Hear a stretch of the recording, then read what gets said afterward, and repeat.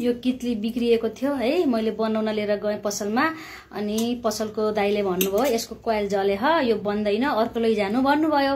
मैले अहिले त लैजान्न भनेर घर आएँ। त्यसपछि मैले कितली खोलेँ, के रहेछ यो कोइल भन्ने, कसरी जल्दो रहेछ भनेर।